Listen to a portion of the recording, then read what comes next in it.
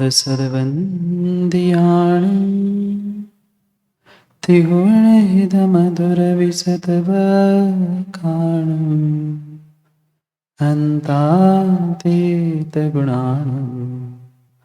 नमो जिनाणं जितेर्भवान् सहजानन्दचैतन्य प्रकाशाय महीयसे नमो नेकान्तविश्रान्त महिम्ने परमात्मने स्वसंवेदनसिद्धाय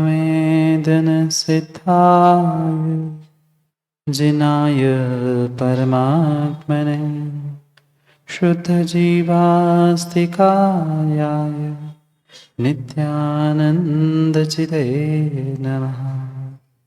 नमो हरिहन्ताणं नमो सिद्धाणं नमो वायरीयाणं नमो वत्सायाणं नमो लोय सवसाहु।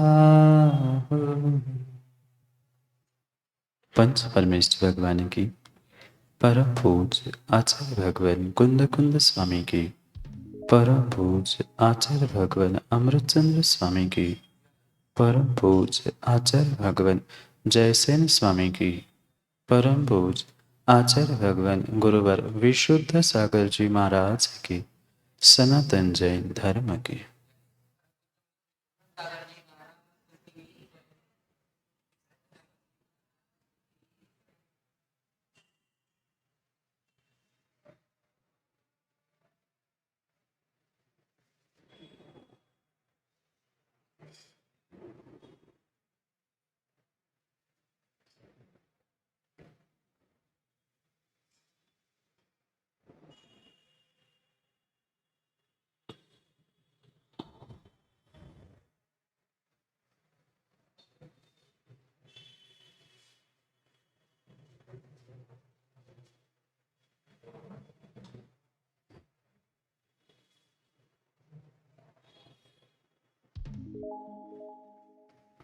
अंतिम निर्देश वर्धमान स्वामी के शासन में हमसे विराजते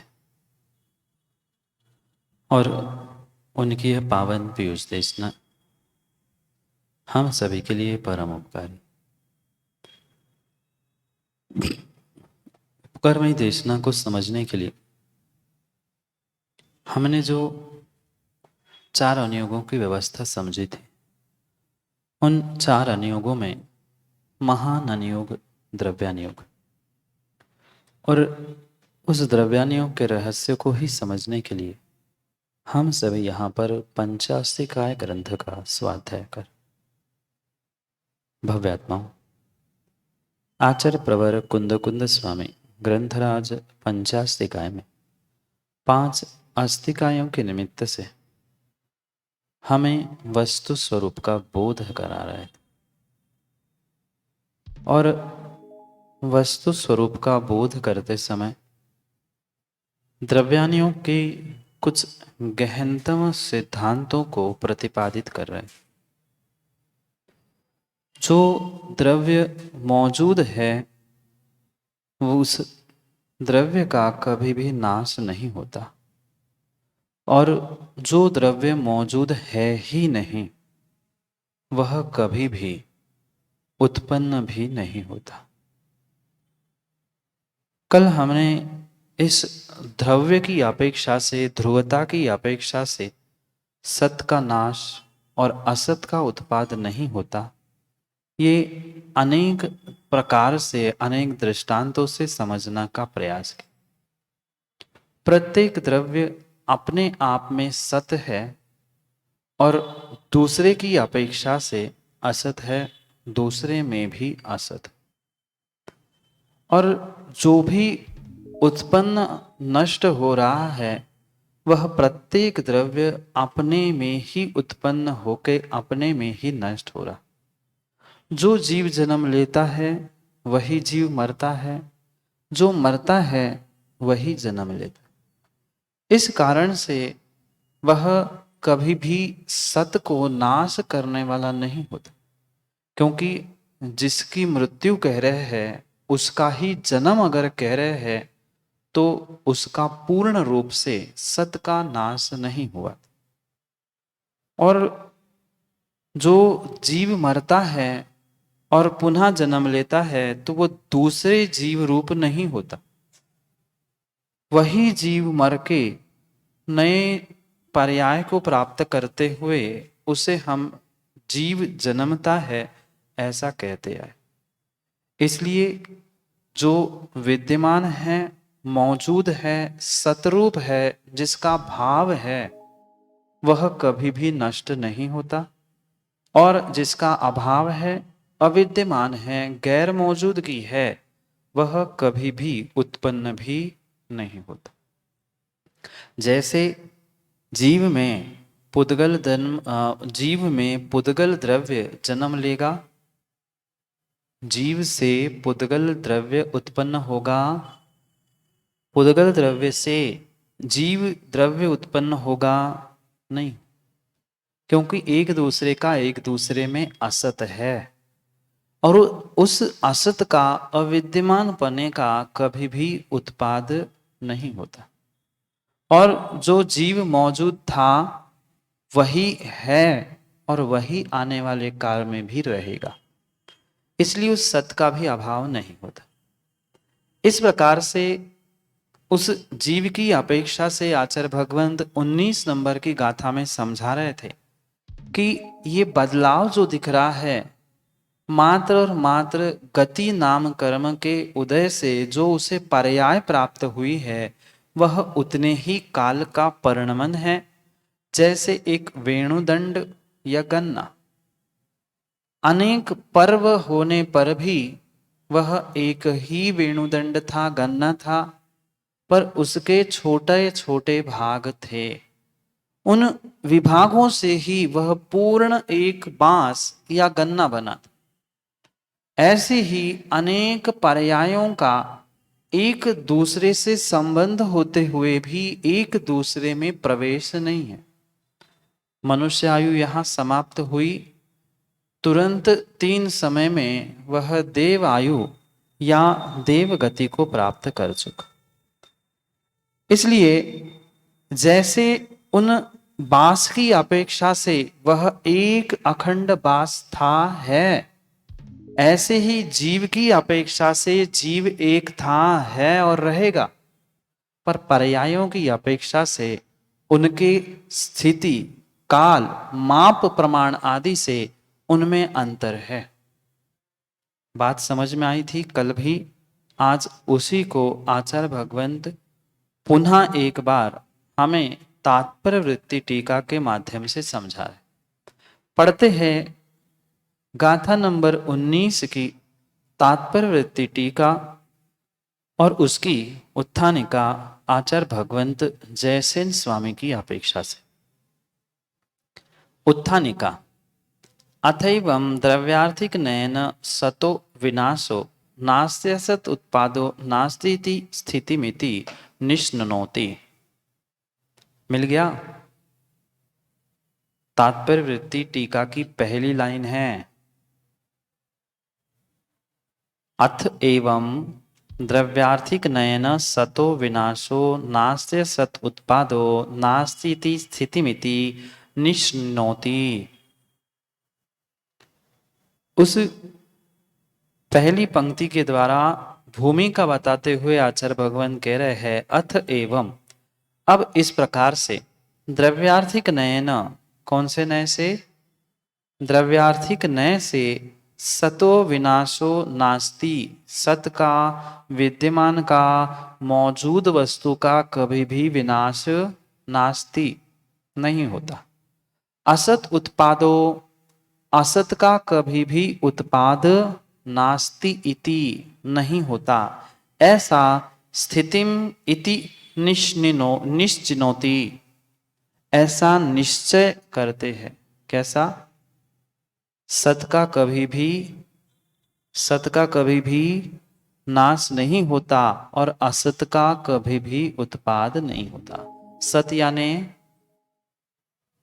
सत मतलब मौजूद, विद्यमान, जिसकी सत्ता है उस सत्ता का नाश नहीं होता, और जिसकी सत्ता है ही नहीं है, जो मौजूद है ही नहीं है, उसको कभी भी उत्पन्न नहीं किया जाता। कौन से नय की अपेक्षा से? द्रव्यार्थिक नय न। सबसे पहले लिखा द्रव्यार्थिक नय की अपेक्षा से ना उत्पन्न होता है न नाश होता है, क्योंकि द्रव्यार्थिक नय द्रव्य को कहता है, जो कांस्टेंट है द्रव्य उसको कहता है। जो देव और मनुष्य पर्याय में परिणमन चल रहा था, तो द्रव्यार्थिक नय, उस द्रव्यार्थिक नय की अपेक्षा से उस जीव का कुछ, जीव में कुछ बदलाव हुआ क्या? जीव मनुष्य पर्याय में मृत्यु को प्राप्त होकर देव बना, देव से मृत्यु को प्राप्त होकर तिर्यंच बना। ये समझ में आया? अब प्रश्न ये है कि जीव नष्ट हुआ, जीव का जीवत्व नष्ट हुआ, जीव का ज्ञान दर्शन नष्ट हुआ, कि मनुष्य पर्याय देव पर्याय नष्ट हुआ? समझ में आया प्रश्न? जीव जीवत्व की अपेक्षा से, जीव मतलब द्रव्य, मनुष्य देव नारकी आदि पर्याय, तो जो द्रव्य की मुख्यता से कथन करता है वो द्रव्यार्थिक नय, और ऐसे उस द्रव्यार्थिक नय की अपेक्षा से कभी भी द्रव्य का नाश नहीं होता, और ना उसमें कोई असत रूप से उत्पाद भी होता है। जो द्रव्य था, जीव जीव जीव जीव, सभी अवस्थाओं में जीव द्रव्य समान था। इसलिए द्रव्यार्थिक नय की अपेक्षा से सत का नाश नहीं हुआ, जीवत्व का नाश हुआ क्या? जीवत्व उत्पन्न हुआ क्या, या अजीवत्व उत्पन्न हुआ क्या? जीव अजीव, जीवत्व का नाश नहीं हुआ और अजीवत्व का उत्पाद नहीं हुआ। मनुष्य से मरकर देव बना तो वो जीव ही बचा कि पुद्गल बन गया, धर्म बन गया होगा? अधर्म आकाश काल कोई दूसरा द्रव्य बना नहीं बना, उसका असत था तो उस असत का उत्पाद नहीं हुआ, जीव का ही परिणमन बदलाव होता रहा पर्यार्थिक नय की अपेक्षा। पर द्रव्यार्थिक नय क्या कहेगा? उसमें कोई उत्पाद व्यय नहीं हुआ, वह तो द्रव्य था, है, रहेगा। जीव था, जीव है और जीव रहेगा, पर उसकी अवस्थाएं बदलती रहे। तो यहां मुख्यता से द्रव्यार्थिक नय की अपेक्षा से सत का विनाश और असत का उत्पाद नहीं होता, इसको समझाते हैं, उसका निश्चय करते हुए टीका को विस्तार से समझते। अब अगली पंक्ति को पढ़ते हैं, तात्पर्य वृत्ति। एवं सदो विनाशो असदो भावस नथि उत्पादो। ये ब्रैकेट में गाथा का जैसा का वैसा पद ले लिया। अब टीका में लिखते हैं आचार्य भगवान, ये आपके ग्रंथों में मिलेगा। एवं पूर्वोक्त गाथा त्रय व्याख्यानेन यद्यपि पर्यार्थिक नयन नर नारकादि रूपेणोत्पाद विनाशत्वं घटते, तथापि द्रव्यार्थिक नयन सतो विद्यमानस्य विनाशो नास्ति सतश्च विद्यमानस्य नास्ति उत्पादः। पंक्ति मिल गई क्या? वाक्य मिल गया? तात्पर्य वृत्ति टीका गाथा नंबर 19, एक लाइन खींची होगी, उसके नीचे लिखा होगा, पढ़ो। 19 नंबर की गाथा, उसके नीचे समय व्याख्या और समय व्याख्या के बाद वह तात्पर्य वृत्ति व्याख्या है। खोजो खोजो, उसी में है, सबके पास ग्रंथ है, जिनको पता है उनसे पूछो। पढ़ो। एवं पूर्वोक्त गाथा त्रय व्याख्यानेन यद्यपि पर्यार्थिक नयन नर नारकादि रूपेण उत्पाद विनाशत्वं घटते। क्या कह रहे हैं? इस प्रकार से तीन गाथाओं में, जो हमने तीन गाथाएं पढ़ी, 17, 18 और 19, इन तीन गाथा की व्याख्यान से यद्यपि जबकि पारयार्थिक नय की अपेक्षा से नर नारकादि रूप से जीव उत्पन्न होता है, नष्ट होता है, ये उसका उत्पन्न होना नष्ट होना घटित होता है, तथापि फिर भी द्रव्यार्थिक नय की अपेक्षा से सतो विद्यमान से यानी जो सत है विद्यमान रूप विनाशो नास्ति, सत का विनाश विद्यमान का विनाश नास्ति नहीं होता। असत असतहा च अविद्यमानस्य, असत यानी अविद्यमान, उस असत यानी अविद्यमान का नास्ति उत्पादहा, उसका उत्पाद भी नहीं है। बात समझ में आई क्या?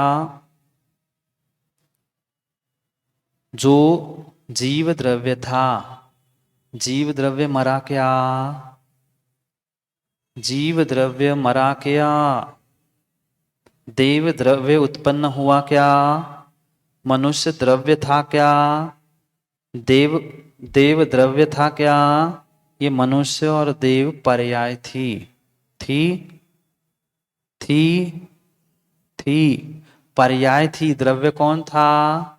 जीव द्रव्य था। तो जीव द्रव्य जन्म ले रहा है, मरण कर रहा है क्या? नहीं कर रहा है। पर्याय की अपेक्षा से तो परिणमन है, पर जीवत्व की अपेक्षा से नहीं है। इसलिए यहां कह रहे हैं तीन गाथाओं से आपने ये तो पढ़ा कि नर नारकादि, नर यानी मनुष्य, नारक यानी नारकी, देव आदि पर्याय रूप उत्पन्न होना नष्ट होना ये तो घटित होता है, पर किस अपेक्षा से? पर्यार्थिक नय। पर्यार्थिक नय मतलब क्या? जो पर्याय की अपेक्षा से कथन करता है वह पर्यार्थिक नय है, और द्रव्य की द्रव्य अपेक्षा से जो कथन करता है वह द्रव्यार्थिक नय है। दो बातें समझ में आई क्या? मनुष्य बनना, देव बनना, तिर्यंज बनना, नारकी बनना, ये अवस्था है, और इन अवस्थाओं को जो समझता है, समझाता है, बताता है, वह पर्यार्थिक नय होता है।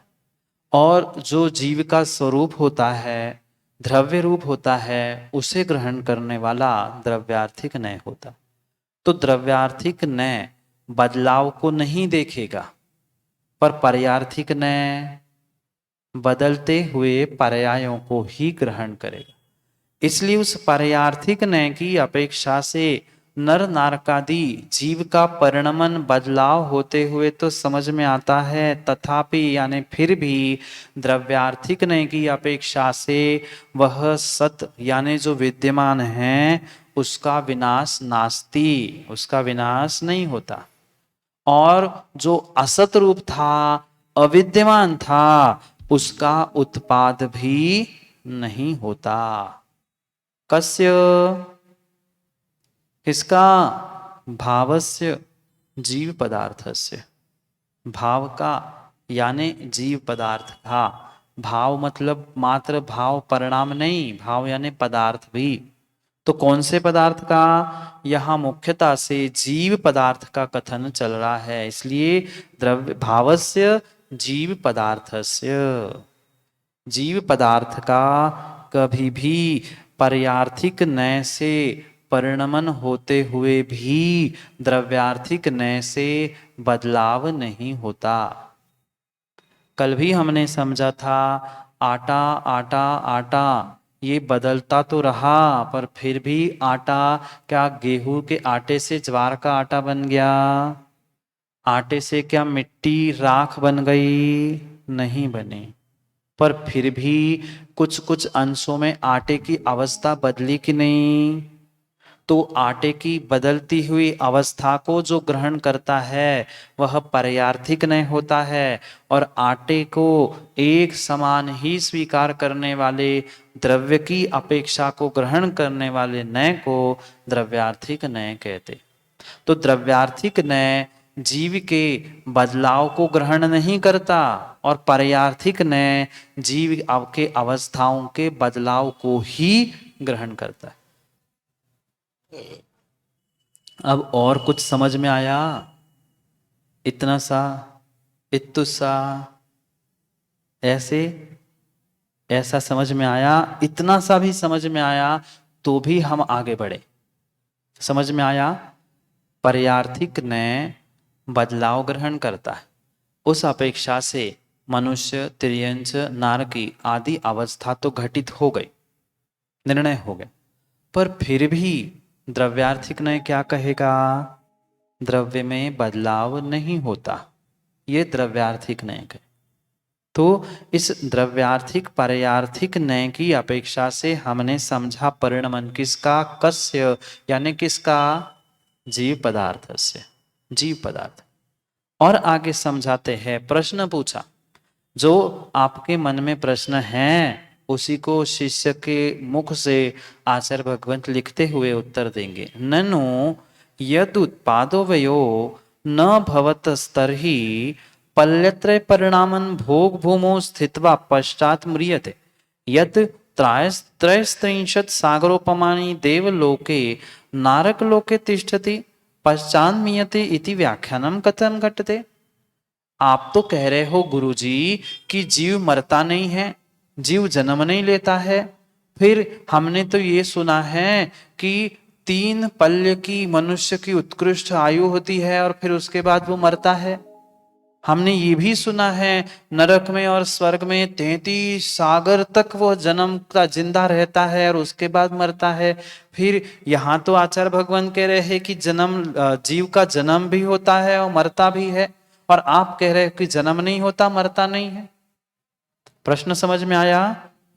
दृष्टांत देते हुए कह रहे हैं कि यद उत्पाद व्ययो न भवत, अगर द्रव्य में, जीव द्रव्य में, जीव पदार्थ में उत्पाद व्यय नहीं होता है, अगर आप ऐसा कहते हो गुरुजी, तो ये बताइए, हमने तो करणानियोग में और तत्वार सूत्र आदि में भी पढ़ा है कि भोग भूमि में जो स्थित है उसकी 3 पल्य की आयु होती, पल्यत्रय परिणामम भोग भूमि स्थितवा, 3 पल्य तक वह भोग भूमि में स्थित रह के पश्चात म्रियते, म्रियते यानी मरता है। फिर यत त्रयस्त्रिंशत् सागरोपमानी देवलोके नरकलोके तिष्ठति, फिर उसके बाद वो 33 सागर तक देवलोक में या 7वें नरक में या फिर ऊपर के सर्वार्षिधि आदि विमानों में वह 33 सागर तक रहता है, और पुनः उसके बाद क्या करता है? तिष्ठति, पश्चात म्रियत, पुनः मरता है, फिर वहां से आके पुनः दूसरे गति में जाता है। ये गणित नहीं आया समझ। प्रश्न समझ में आया क्या शिष्य का? एक तरफ आप क्या कह रहे हो कि उत्पाद व्यय नहीं होता, जीवत्व जीवत्व, जीव जीव जीव जीव है, पर आप ये बताओ, आपने पहले ये भी कहा था कि भोग भूमि में 3 पल्य रह के वहां मर के स्वर्ग में और नरक में 33 सागर की आयु प्राप्त करता है, पुनः वहां मरता है, पुनः अन्य स्थान पे जाता है, तो ये कैसे संभव? आप अगर ये कह रहे हो आटा नहीं बदलता, आटा नहीं बदलता, आटा नहीं बदलता, तो जो हमने डिब्बे में रखा हुआ आटा वो भिन्न था और यहाँ रखा हुआ रोटी बना हुआ आटा भिन्न है कि नहीं? स्वाद अलग है कि नहीं? उसका आकार अलग है कि नहीं? सब कुछ अलग है। फिर आप दोनों बातें कैसे कह सकते हो गुरुजी? 2 बातें कह रहे हैं ना, उत्पाद व्यय होता भी नहीं, बदलाव होता भी नहीं है, पर फिर कह रहे हो इतने साल यहां रहा, फिर वहां रहा, फिर वहां रहा, ये कैसे घटित होगा? प्रश्न पूछा, प्रश्न समझ में आया? 2 परस्पर विरुद्ध बातें आप कह रहे हो। एक कुछ कहो बदलता है कि नहीं, डबल डबल नहीं बातें समझ में आ रही हमारे। शिष्य कह रहा है दोनों में से एक कहो, उत्पाद होता है कि नहीं होता? अगर होता है कह रहे हो तो फिर जीवत्व एक कैसे? और जीव में उत्पाद व्यय होता नहीं है तो ये नरक, तिर्यंस, नारकी आदि पर्याय दिख रही है, 33 सागर, 3 पल्ले आदि, ये क्या है? कहीं ना कहीं आप समझ नहीं पा रहे हैं, समझा नहीं पा रहे हैं, तो इसलिए शिष्य ने प्रश्न पूछा। अब उसका उत्तर देते हुए आचार्य भगवान कहते हैं, तावत पल्यत्रयादि रूपम परिमाणम यद जीवन जीवानाम कथ्यते देवो मनुष्य इति यह सौ गति नाम कर्मोदय जनित पर्यायस्तस्य परिमाणम न च जीव द्रव्यस्येति वेणुदंडवत नास्ति विरोधा। मिल गया। अगली पंक्ति में कह रहे हैं उत्तर देते हुए, क्या प्रश्न पुनः समझाऊं कि समझ में आया? जीव में उत्पाद व्यय नहीं है। जीव में है क्या? द्रव्यार्थिक नय से जीव का जीवत्व उत्पाद व्यय रूप नहीं। फिर भी ये 33 सागर, 3 पल्य, 10,000 आदि आदि ये जो कुछ भी कहा है ये कैसे घटित होगा? तो उसका उत्तर देते हुए कह रहे हैं तावत पल्यत्रय आदि रूपम, जो 3 पल्य, 33 सागर आदि ये जो आपने परिमाणम ये परिमाण कहा है, यद जीवानाम कथ्यते, जिन जीवों का ऐसा परिमाण आयु काल कहा गया है, वह देवो मनुष्य इति, वह देवरूप या मनुष्य रूप यहाँ असो होता है। वो क्यों होता है? तो गति नाम कर्मोदय जनित पर्यायः तस्य तत्परिणाम परिमाणम। ये किसका परिमाण है? जीव का प्रमाण नहीं है। 33 सागर, 3 पल्य, 100 वर्ष की वर्तमान की आयु मनुष्य की मान ली, ठीक है, ये कठिन विषय हमें करणानियों के साथ सिद्धांत नहीं पता। वर्तमान में 80-100 वर्ष की आयु है, तो ये जीव की आयु है कि मनुष्य की? ये जीव की आयु है कि मनुष्य की? मनुष्य पर्याय की आयु है, जीव के निमित्त से, जीव की नहीं है। जीव तो मरता ही नहीं है, पर कौन मर रहा है? मनुष्य 80-100 में मर रहा है। तो यहां यही कह रहे तावत, ये जो कहा है ना 100 वर्ष 80 वर्ष, ये मात्र उस जीव का मात्र देव मनुष्य इति, वह देव रूप मनुष्य रूप आदि गति नाम कर्मोदय जनित पर्यायः, ये किसके कारण हुआ? गति नाम कर्म के निमित्त से उत्पन्न नष्ट होने वाली पर्यायः तस्य तत्परिमाणम, वह उस पर्याय का ही परिमाण है। परिमाण यानी प्रमाण, माप, यूनिट, जो इकाई जानते, इकाई यूनिट, ये उतने वर्ष, ये उस पर्याय की इकाई है, यूनिट है, प्रमाण है, परिमाण है, संख्या है। न च जीवस्य, जीव द्रव्य का नहीं। ये जो 100 वर्ष की आयु, 50 वर्ष की आयु है, ये जीव द्रव्य की है कि मां मनुष्य की है? प्रश्न नहीं आया क्या समझ में? 100 वर्ष की आयु, 80 वर्ष की आयु, ये आयु जीव द्रव्य की है कि मनुष्य पर्याय की? मनुष्य पर्याय की परिमाण रूप संख्या है। न च जीव द्रव्यस्य, जीव द्रव्य की ये संख्या नहीं है। ये बाल्यावस्था, युवा, प्रौढ़ आदि ये मनुष्य पर्याय रूप परिणमन है कि जीव भी छोटा बड़ा हो रहा है। अब समझ में आएगा, जीव छोटा बड़ा हो रहा है क्या? जीव तो उतना ही था, जीव तो स्वयं के शरीर के प्रमाण रूप ही था, पर उसकी अवस्था रूप उनका काल भिन्न भिन्न है। इसलिए जो 33 सागर कहा है या 3 पल्य जो सबकी उत्कृष्ट आयु कही है, वह मात्र उन पर्याय यानी देव मनुष्य रूप पर्याय की ही गणना है, उनका परिमाण है। न च जीव द्रव्यस्य, जीव द्रव्य का नहीं। न च जीव द्रव्य से यानी जीव द्रव्य का वह परिमाण नहीं है। इति वेणुदंडवत नास्ति विरोधा, जैसे वेणुदंड है उसमें कोई विरोध नहीं है, ऐसे इसमें भी विरोध नहीं है। कल दृष्टांत हमने समझा था, याद है? ये वेणुदंड, इधर का एक पर्व, ये एक पर्व, ये एक पर्व, ये 4 पर्व माना कि इसमें भी दिखाई दे रहे हैं। तो ये 4 अलग अलग हमें पर्व दिख रहे हैं, तो ये अखंड एक ही पेन है ना। एक होने पर भी इसके खंड खंड है कि नहीं। ऐसे ही जीव एक होने पर भी ये देव, ये मनुष्य, ये देव, ये तिर्यंच, ये अलग अलग रूप उस अखंड एक धारा का ही वह भिन्न भिन्न रूप से पर्व पर्व रूप से विभाजन होने पर भी एक है। जब उस वेणुदंड को, बांस को, गन्ने को एक कहेंगे तब वह द्रव्यार्थिक नहीं होगा। और जब उनको अनेक पर्व रूप, टुकड़े टुकड़े रूप ग्रहण करेंगे तो वह पर्यार्थिक नहीं होगा। अब समझ में आया।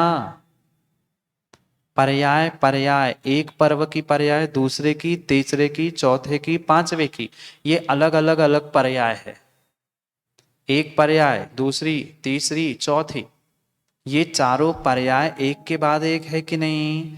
तो एक के बाद एक है, इसलिए हम उसे एक रूप तो मान रहे हैं, पर इसका इसमें, इसका इसमें, इसका इसमें कोई अस्तित्व है नहीं है। ये तो बहुत स्थूल दृष्टांत है, इसलिए इसमें 100% अपनी बात घटित नहीं होगी। पर वेणुदंड में मनुष्य पर्याय, देव पर्याय, तिर्यंच और नार की, ये अलग अलग 4 पर्याय हमने मानी। तो इस मनुष्य पर्याय का देव पर्याय में परिणमन है, देव पर्याय का इस तिर्यंच में क्या सद्भाव है, मौजूदगी है, क्या इसमें सत है, नहीं है, असत है। इसका इसमें तो सत है, पर इसका इसमें सत नहीं, असत है। इसलिए बार बार कह रहे हैं वेणु दंड का जैसे विरोध नहीं है, वह अखंड एक भी है और पर्व पर्व पर्व की अपेक्षा से अनेक अनेक अनेक भी है। ऐसे ही जीव एक जीवत्व की अपेक्षा से, द्रव्यार्थिक की अपेक्षा से एक होने पर भी पर्यायों की अपेक्षा से वह भिन्न भिन्न भी है, अनेक अनेक प्रकार का भी है। जैसे वेणुदंड के उन पर्वों में विरोध नहीं है, ऐसे ही जीव के पर्यायों में भी विरोध नहीं है। आगे और विस्तार से कहते हैं, उसे पढ़ते हैं। तथा ही यथा महतो वेणुदंडस्य अनेकानि पर्वाणि व स्थानेषु भावभांजी विद्यमानानि भवन्ति। परपर्वस्थानेषु भावभांजी विद्यमानानि भवन्ति। वंशदंडवस्तु सर्व पर्वस्थानेश्वर रूपेण विद्यमानोपि प्रथम पर्व रूपेण द्वितीय पर्व नास्ति इति अविद्यमानोपि भण्यते। तथा वेणुदंड स्थानीय जीवे नर नारकादि रूपा पर्व स्थानीया अनेक पर्यायाः स्वकीयायुः कर्मोदय काले विद्यमाना भवन्ति, परकीय पर्याय काले च विद्यमाना भवन्ति। जीवश्चान्वय रूपेण सर्व पर्व स्थानीय सर्व पर्यायेषु विद्यमानोपि मनुष्यादि पर्याय रूपेण देवादि पर्यायेषु नास्ति इति विद्यमानोपि भण्यते। छोटा सा वाक्य था, मिल गया। अब छोटे से वाक्य का अर्थ करते हैं। तथापि, ये सब कुछ समझा दिया। क्या समझाया? जीव में उत्पादव्यय नहीं होने पर भी पर्याय की अपेक्षा से उत्पादव्यय है। जैसे वेणुदंडक में वह पर्व रूप होने पर भी, टुकड़े टुकड़े रूप होने पर भी एक पना है, उसमें विरोध नहीं है, तो जीव में और उसकी पर्यायों में भी कोई विरोध नहीं है। आगे कहते हैं उसी प्रकार से यथा, जैसे महतो वेणुदंडस्य अनेकानि पर्वाणि, वेणुदंड यानी बांस, उस एक बांस में कितने टुकड़े हैं, कितने पर्व है? अनेक। अनेक पर्वाणि स्वस्थानेषु भावभांजी, अपने स्वस्थान में भावभांजी विद्यमानानि भवन्ति, अपने अपने में। ये माना कि पुनः वेणुदंड है बांस, ये बांस के पर्व 1, 2, 3 और 4। समझ में आया? माना कि ये वेणुदंड है और इसके 4 पर्व है, 1, 2, 3 और 4।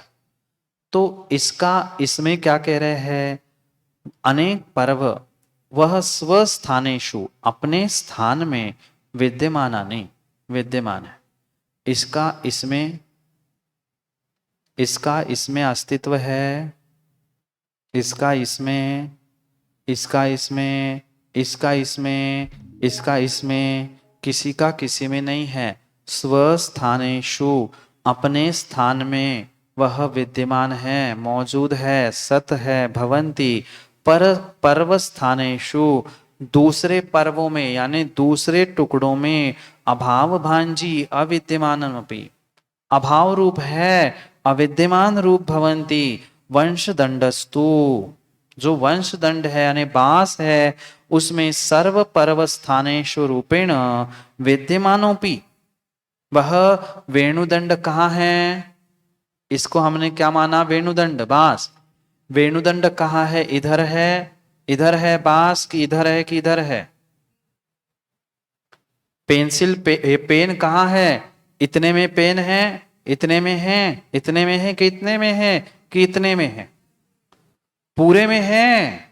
ऐसे पूरे में वह जैसा बांस है, पर फिर भी उसका मात्र बहिरंग अपीयरेंस, बहिरंग रूप से उसको खंड खंड में हमने ग्रहण किया है। ऐसे ही क्या कह रहे हैं, वंशदंड सर्व पर्व स्थानेषु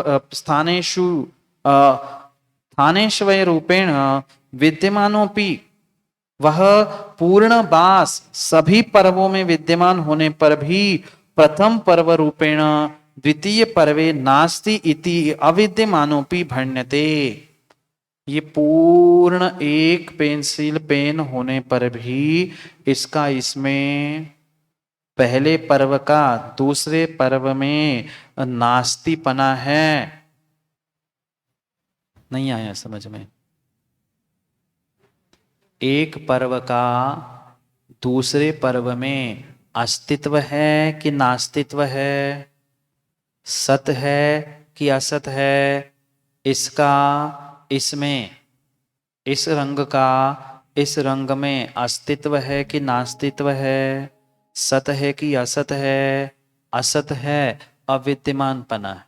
पर फिर भी एक रूपता नहीं है क्या, द्रव्य की अपेक्षा से, पेन की अपेक्षा से व एक होने पर भी रंग की अपेक्षा से भिन्न भिन्न है कि नहीं?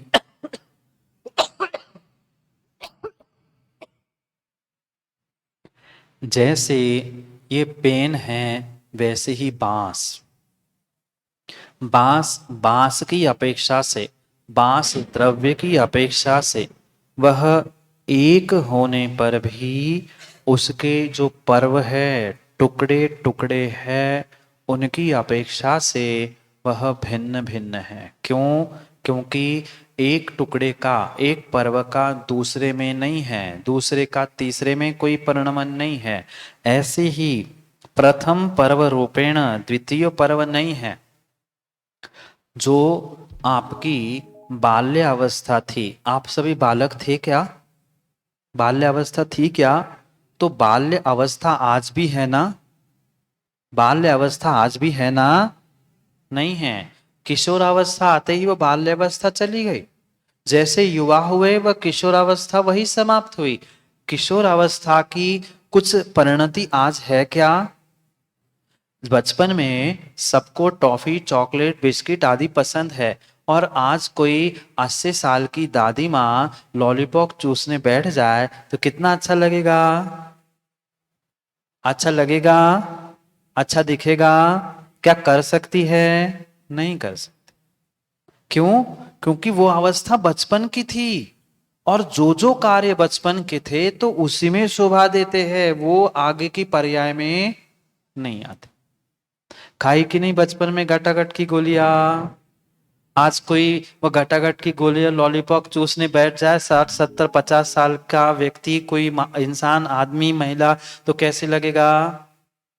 नहीं शोभा देगा, शोभा भी नहीं देगा, और वो पसंद भी आज नहीं बची। बची है क्या माँ? जो बचपन की, किशोर अवस्था, युवावस्था की जो पसंद होती है, जो टेस्ट चाहे कपड़ों की हो, चाहे भोजन की हो, किसी वस्तु की, वो बचपन की बचपन तक ही सीमित थी। वह कभी बुढ़ापे में, प्रौढ़ अवस्था में, युवा अवस्था में नहीं आती। जो बचपन की पसंद है वो युवावस्था में वही वस्तु पसंद आए जरूरी नहीं है, और जो युवावस्था में पसंद आए वही वस्त्र, वही भोजन प्रौढ़ावस्था में, वृद्धावस्था में पसंद आते हैं क्या, भाते हैं क्या? नहीं आते। क्यों नहीं आते?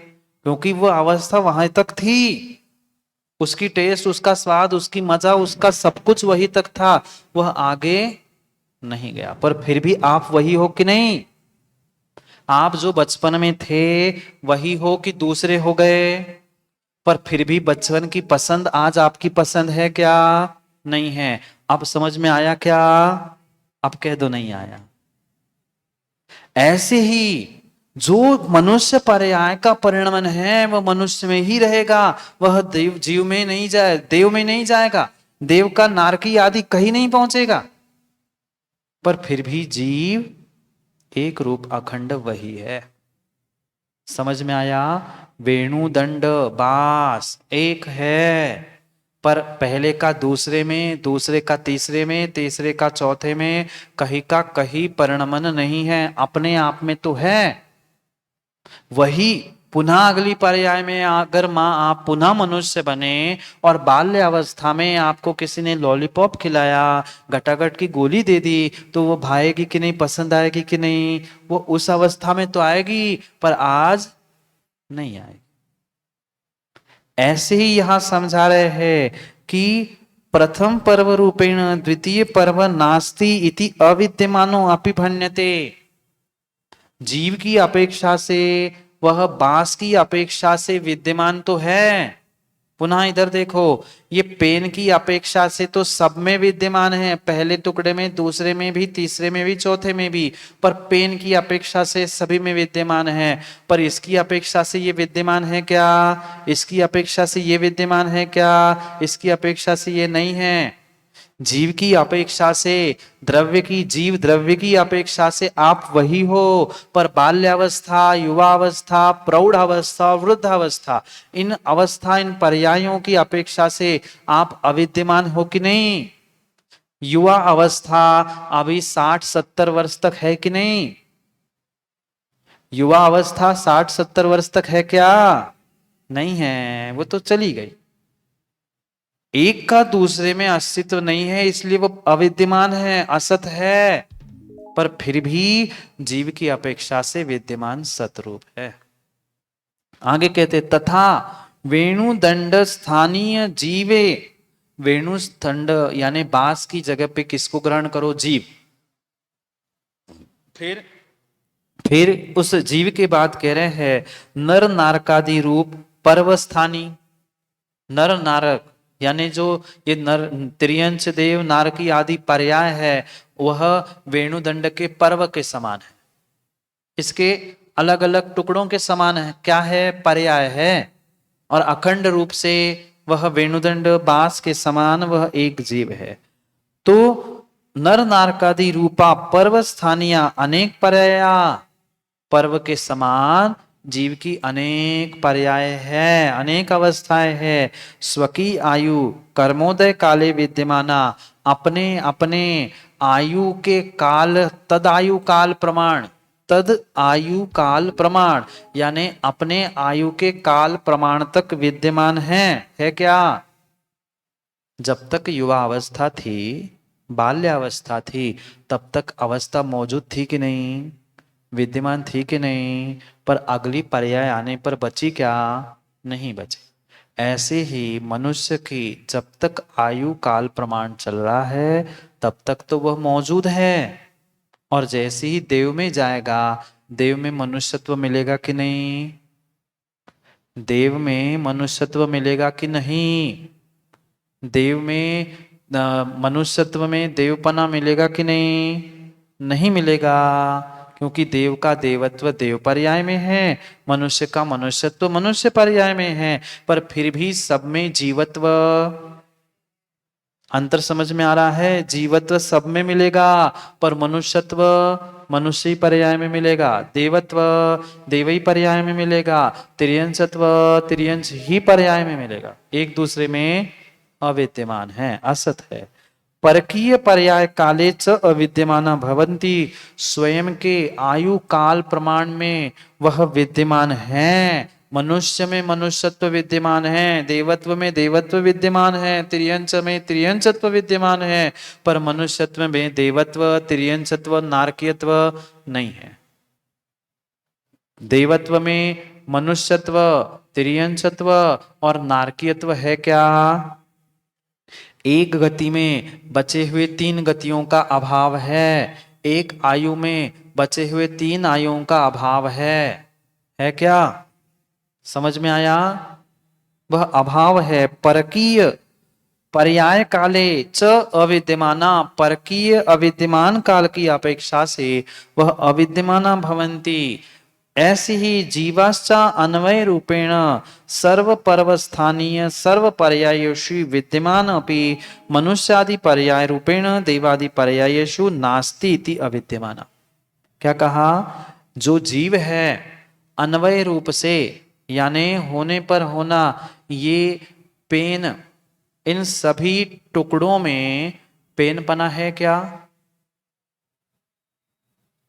सभी में अखंड रूप से पेन पना है। त्रियंच मनुष्य नारकी और देव, इनमें जीवत्व है। जीवत्व तो सब में है, इसलिए विद्यमान है, पर सर्व पर्वस्थानी पर्यायोषि विद्यमान, सभी पर्यायों में जीवत्व विद्यमान है। बात समझ में आ रही क्या? सभी पर्यायों में जीवत्व विद्यमान है, पर फिर भी मनुष्यादि पर्याय रूपेण, मनुष्यादि पर्याय की अपेक्षा से देवादि पर्यायों में नास्ति यानी अविद्यमान पना है। पेन की अपेक्षा से ये चारों टुकड़े पेन हैं, द्रव्य की अपेक्षा से ये चारों टुकड़े पेन हैं, पर अलग अलग रंगों की अपेक्षा से वह अलग अलग है, एक दूसरे में अविद्यमान है, असत है, मौजूद नहीं है। समझ में आया? ये विद्यमान अविद्यमान अखंड रूप से वह विद्यमान है, पर पर्व पर्व रूप पर्याय पर्याय रूप वह एक दूसरे में अविद्यमान है, विद्यमान नहीं। समझ में आया? आगे कल पढ़ेंगे, नहीं तो फिर ओवरलोड हो जाएगा, मशीन गर्म हो जाएगी ना। इसलिए इतना ही हम समझे। अभी और एक पैराग्राफ आचार्य भगवान दे रहे हैं, उसे हमें समझना है। इसी बात को और पुनः आचार्य भगवान समझा रहे हैं अन्य दृष्टांत के द्वारा। जो ये जैन दर्शन का मूल प्राण अनेकांत है, उस अनेकांत को 2 नयों की अपेक्षा से समझा रहे हैं। 2 नय कौन से? द्रव्यार्थिक और पर्यार्थिक। इतना ही सोच के विचार करके और याद करके आना। नए कितने? 2। नए किसे कहते हैं? वस्तु के एक अंश को जो ग्रहण करता है वो नय है, और सर्वांग रूप से संपूर्ण वस्तु को एक साथ ग्रहण करता है वो प्रमाण। समझ में आया? इस पेन को एक साथ ग्रहण कर लेना प्रमाण है। इसके पीछे आगे ऊपर नीचे आदि आदि भिन्न अवयवों को समझना ये नय है।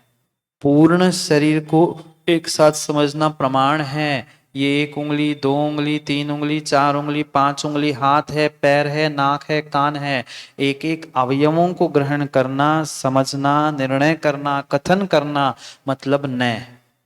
एक अंश को ग्रहण करके कथन करना क्या है?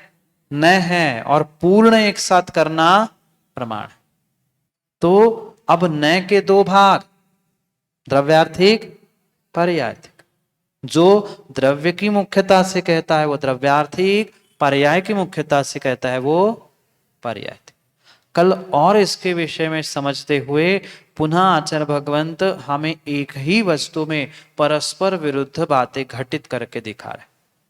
पानी ठंडा भी है और पानी गर्म भी है। पानी ठंडा भी है, वही पानी जिसे मैं ठंडा कह रहा हूं वह गर्म भी है। क्यों? कैसे? उसको अग्नि पे नहीं रखा। जो यहां रखा हुआ बर्तन में पानी है वह ठंडा भी है और गर्म भी है, बिल्कुल अग्नि नहीं, कुछ नहीं, वही पानी। क्यों और कैसे उसको कल समझते, क्योंकि समय हो गया है। आप समय पे आते नहीं हो, समय पे आओ तो बहुत कुछ समय पर समझने के लिए मिल जाएगा। थोड़ा सा ही समय है, 2-3 दिन तो निकल ही गए, इसलिए समय पे आओ। समय को प्राप्त करना है तो और भी समय की चर्चा करने के लिए कल पुनः समय पे मिलते हैं, क्योंकि समय पे किया गया काम समय को दिलाता है। बोली भगवान महावीर स्वामी की